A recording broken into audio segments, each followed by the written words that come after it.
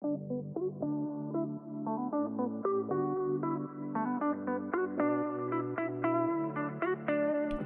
to the EverydayFI podcast. I'm your host, Meghan Combs, a personal finance junkie who learned from all of life's money mistakes. Come with me as I explore the incredible stories of those on the path to financial independence. Plus, I'll teach you how to start your own journey. Are you ready?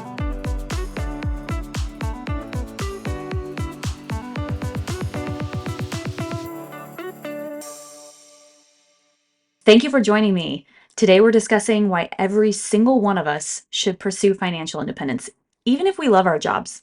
Okay, hear me out. Let's say it's 2016. You're 22, just starting your career as a software engineer. Just go with it. You get a great job at one of the FANG companies and your career just takes off. You love going into the office because it has all the perks like free food, games, massage chairs. Seriously though, I went to Google HQ in New York City and it's legit. But then 2020 rolls around and the COVID-19 pandemic hits hard. The world shuts down, businesses shutter, everyone is panicking because the death toll is steep and there's no vaccine. People aren't allowed to even leave their homes. And because the economy is in the toilet, your company decides to do layoffs and furloughs. You're able to survive the layoffs, but as a result, your salary is cut and you're not able to go into that ball-in office anymore, which was a huge perk of the job. And because so many people were laid off, your workload increases and you no longer have a separation between your job and your home life. You find yourself working well into the early morning hours and feeling exhausted and burnt out, all while you're making less money and fighting back the dread caused by the pandemic. Fast forward 2 years to 2022. The pandemic has eased a little bit. People are able to go outside and enjoy themselves again. You're not making the same salary as you were before the pandemic because the company hasn't quite bounced back, but at least you're able to go into the office again. And it's only a few days a week too, so you can keep the work from home routine you established during lockdown. And honestly, you're kind of glad you get to work from home because you recently got a new manager who is putting off some toxic vibes, like micromanaging your work and only approving PTO if you submit it 2 months in advance, even though that's not the company policy. Plus, this manager does crappy things like talk about how Miranda, who's on maternity leave, is going to have a hard time bouncing back and should just be a stay-at-home mom. Yikes. But you try to keep your head up because the world seems to be getting back to a state of normalcy, except for this huge elephant in the proverbial economic room, inflation. Everything is more expensive. Your rent, gas, insurance, even the eggs you use for your morning omelets. And your salary is still stagnant because your manager has it in for you for some weird reason. Plus, the company's investors are restless. Inflation usually means rate hikes coming in from the Federal Reserve. And that's exactly what happens. The Fed spikes rates starting in March and does it 6 more times in 2022. Well, of course, this completely freaks out your company's majority share investors, and they yell at the board and CEO to cut costs and fast. And in come the mass layoffs of 2022 and 2023. These are even worse than the COVID layoffs you endured because most people were brought back once the world turned back on.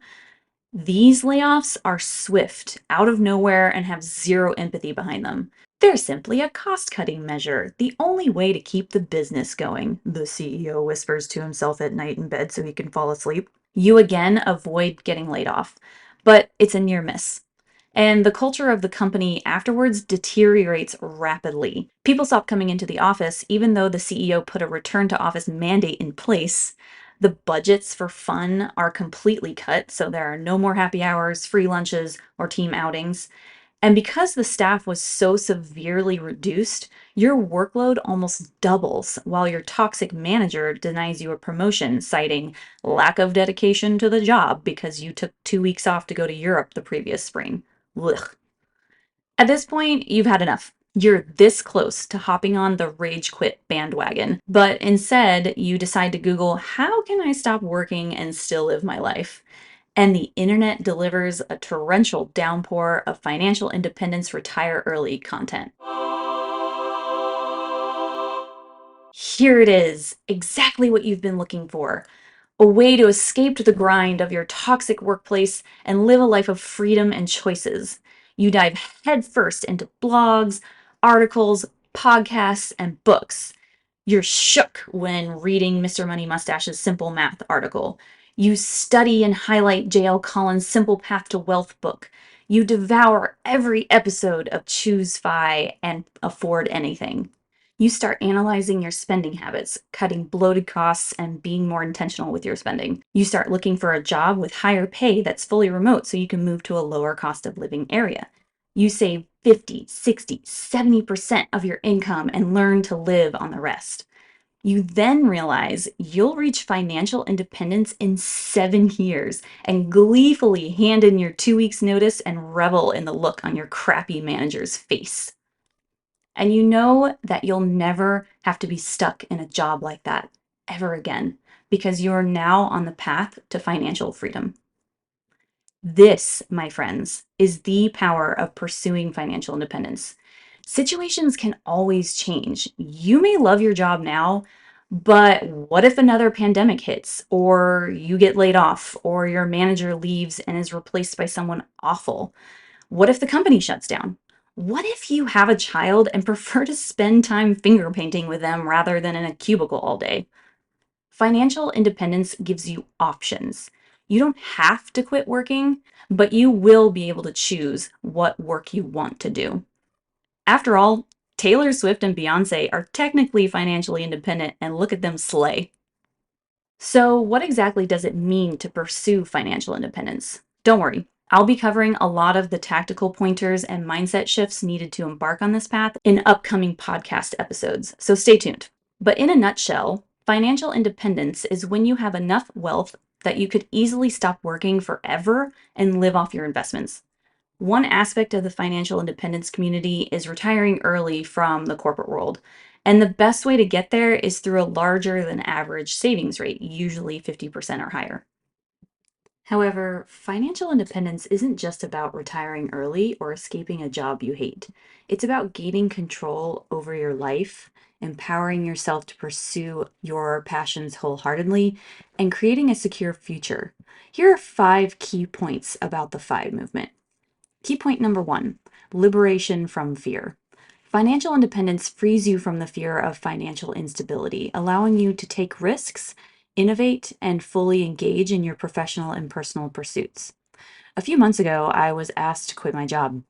I'd been at this medical software startup for about 5 months and hated almost every single minute of it. I was hired to be a software product manager, which usually means running a team of developers, doing market research, getting product feedback, and creating product roadmaps that align to the company's values and business goals. Instead, I was given administrative tasks. I was asked to take notes during all the meetings, but not participate in the meetings. I was asked to be in charge of scheduling said meetings. I was asked to file paperwork. I was asked to take on bookkeeping duties. And all of my requests to be involved in the development work and strategy sessions went ignored. Not to mention, my boss was toxic. So very toxic. There's no other word for it. He constantly interrupted me while I was speaking and answered questions I hadn't even asked. He shut down my suggestions or comments in meetings, saying I didn't understand the industry. He was an uber conspiracy theorist, which made me doubt his sanity and ability to do the job successfully.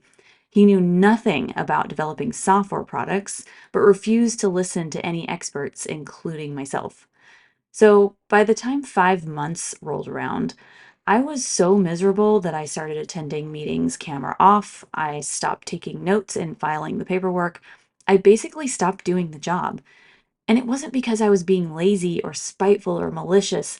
I legitimately could barely get out of bed in the morning because the burnout and toxicity weighed so heavily on my mind and body. The only energy I had was to apply and interview for other jobs. And I did over and over and over again. I sent hundreds of applications, reached out to my network, and went to events in my area. But this was fall of 2023 and winter of 2024. And if any of you in the audience are in the software industry, you know how rough it was during this time. It felt like almost every day there was another announcement of mass layoffs in the industry. Over the course of a year, 200,000 people in the tech world lost their jobs. So the field was saturated with people who were unemployed and desperate for work, and it showed. For instance, open roles usually had over 3,000 applicants. And I actually felt guilty for applying to jobs because I worried I would take one away from someone else, someone who really needed it, someone who didn't even have a job. After all, I did have a job that was awful, yes, and had no benefits, yes, but did pay me $100,000 a year. I should just be happy to have a job in this tech environment.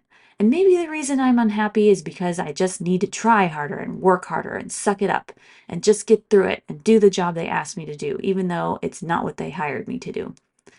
These were the thoughts that were going through my head at the time. And that's it. That's the trap of being a millennial. And I won't say that other generations don't also feel this way, but I feel like this burden of needing to be productive at all hours of the day lies so heavily on our generation. We have been constantly told that our value lies in being constantly on the move and doing and producing and going and going and going. We perfected the art of the side hustle. Heck, of the triple side hustle. Why have one job when you can have four? And so when I was asked to leave this job because my performance was so dismal, and even though I didn't have anything lined up, instead of feeling the relief I should have, I felt fear. Not just fear of not having a paycheck, however, that was definitely on my mind, but fear that I had failed, that I was unworthy because I had failed. It took several sessions of therapy to start understanding that I had not failed, that the company had failed me, and that I have inherent worth no matter my productivity level. I still struggle with this today. I mean, I started a podcast and a side business while having a 9 to 5, but I am learning to let go of these thoughts of needing to be productive at all hours. Okay, so how does financial independence come into all of this? Easy. If I'd been financially independent during this time, I would have never even taken that job in the first place. I only took it because I needed something. I had bills to pay and cats to spoil. I also truly believe that even if I'd had this job and been told to resign, I wouldn't have felt afraid. Half my fear was coming from financial insecurity, which FI would have eradicated. And just to round the story out so I don't leave you hanging, 2 weeks after I resigned this job, I was offered another position at a company who'd been wanting to hire me for about 9 months but didn't have a position open. I got a 60% pay raise, including benefits, and have increased my savings rate to 54%, and am now on track to reach lean, barista, or coast fi, whichever term you'd like to use, in about 5 years. I also love my new job and my coworkers and get to do projects and learn things that I have always wanted to, but never had the chance. This actually brings me to key point number 2 of the FI movement: enhancing job satisfaction. When you're not reliant on a paycheck to cover basic needs, you can focus on aspects of your job that truly fulfill you rather than solely on monetary compensation. Earlier, I mentioned reaching lean barista or coast fi, and some of you might not know what any of this means. So let me explain. These three terms basically just mean you have enough money in the bank and your expenses are low enough that you can choose to work part-time hours and still grow substantial wealth. It means working at a coffee shop or Trader Joe's or REI. It means no longer having to save for retirement because your nest egg is so well stocked that it'll grow to what you need once you reach traditional retirement age. This is a great option for people who love their jobs because it means you still get to work, but you get to do it under your terms. You don't have to make a huge amount of money to sustain your life. You don't have to stay in a toxic job. You can choose to start a small business or drive for Lyft or walk dogs or stay in the job that you have now and just spend 100% of your paycheck. You get to choose. And these choices mean you get to explore areas of your career that you may have always wanted to try but never thought you could. Do you want to be a diving instructor in Thailand? Go for it. Want to move to Jamaica and open a tiki bar on the beach? Right on. Very Tom Cruise and cocktail of you. Do you want to work at your local state park and clean up trails or become a park ranger? Don't forget your bug spray. Reaching this level of financial freedom allows you to expand your idea of work and choose a job or career that aligns with your passions, regardless of the income it generates. So let's dive into key point number 3, creating options. Financial independence opens up a world of possibilities, whether it's taking a sabbatical to travel, starting a passion project, or dedicating more time to family. Having financial security provides the freedom to choose your path. Let me tell you a story about a friend of mine. We'll call him Cameron. Cameron works in biotech as a cell biologist and consistently spends his days in a lab. He's worked for huge pharmaceutical and experimental companies who produce life-saving drugs and treatments. When I met him, he was working for a firm that was dedicating their research to lab-grown organs. How cool is that? But when COVID hit, Cameron and his team at the time found it increasingly difficult to recruit subjects for their human trial studies, and the company decided to cut their research project. He was given 6 months to find another job internally, but the way the company seemed to flippantly disregard the hard work he and his team had undergone for 5 years was heartbreaking to him. So he decided to move on and switch jobs to a startup. At first, Cameron loved the startup. The people were awesome and are still some of his closest friends today. The work was interesting and the business idea had legs. But over the course of 6 months, Cameron noticed he was starting his days at 8 a.m. and coming home at 9 or 10 p.m. He was seeing holes in the business plans the CEO would share, and people started jumping ship. He could tell the company wasn't doing well, and he himself was starting to question things. And then, out of the blue, another startup he'd interviewed with while he was escaping from his last job reached out and said they were desperate to have him. They even upped the base salary they had originally offered him and wanted to give him a better title. Cameron was ecstatic. He saw a way out of the crappy startup job he was in, so he jumped at this new job. Today, it's been about a year since he started, and every few months he confides in me that he wants to quit. The first time Cameron told me he was unhappy was when he was taking on the work of 3 people and didn't feel connected to what he was doing. Unlike the other biotech companies he'd worked for, who were striving to make positive changes in the world, this company was all about process improvements for lab testing. Not exactly the same as creating miracle drugs that can cure children or growing lungs like his previous companies had been doing. But he decided to stick it out because he wanted to give it at least a year.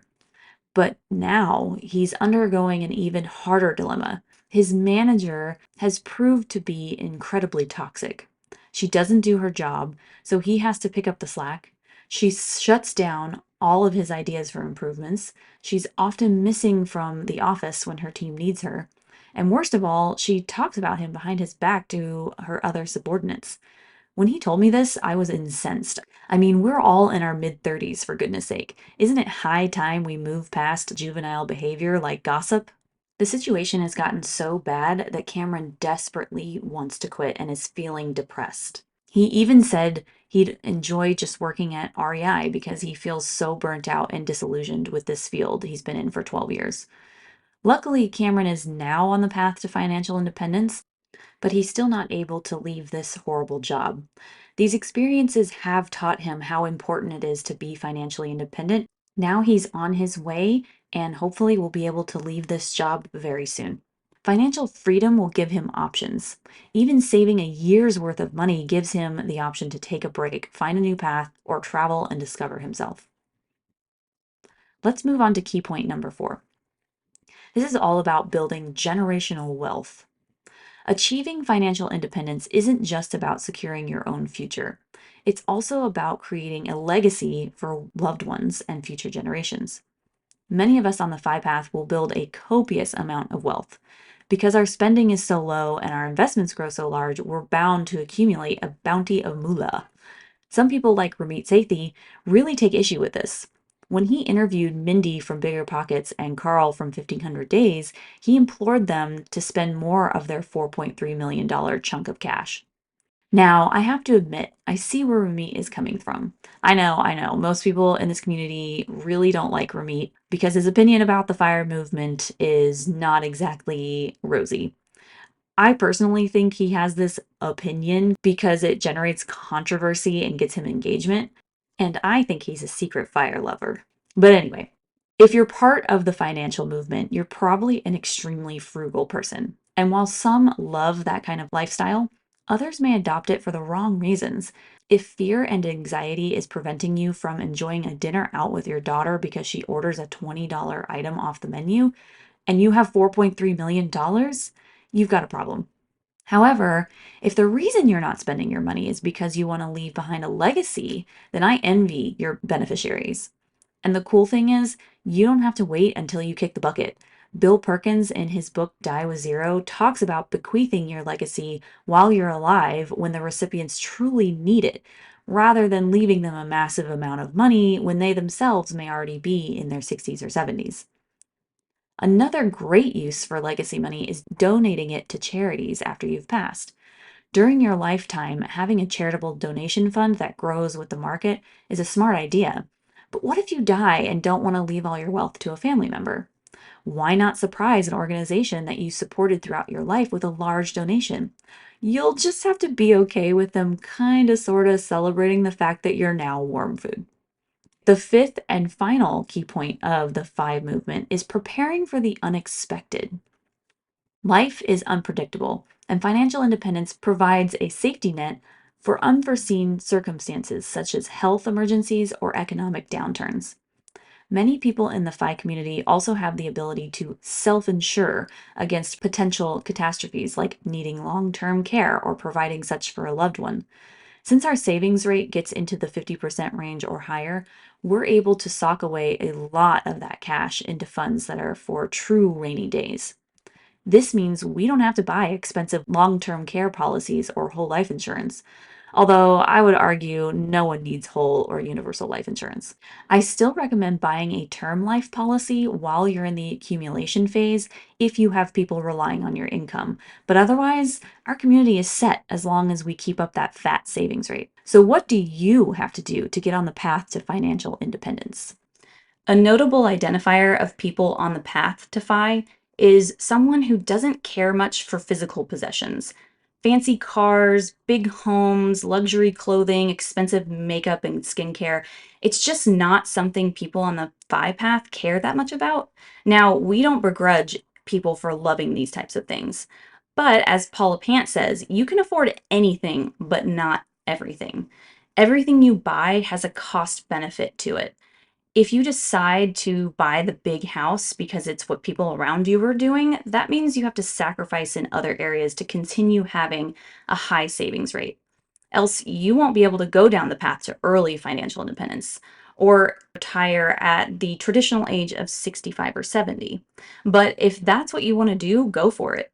Buy the big house, buy the fancy car, you do you. But if you do want to reach early retirement, you'll want to adopt a valuist mindset.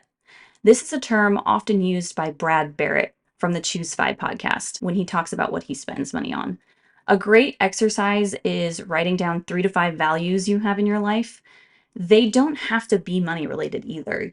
You can write down things like spending quality time with loved ones, learning something every day, traveling to one new place every year, or having a body that allows you to pick up both kids off the ground at the same time. Whatever your values are, they can help you narrow down what really matters in your life. Does a fancy car help you spend more time with loved ones? Not really. Does a big house help you travel more? Nope. The greatest skill any of us can have is knowing ourselves. And understanding what we value in life is a step in that direction and a step on the path to financial freedom.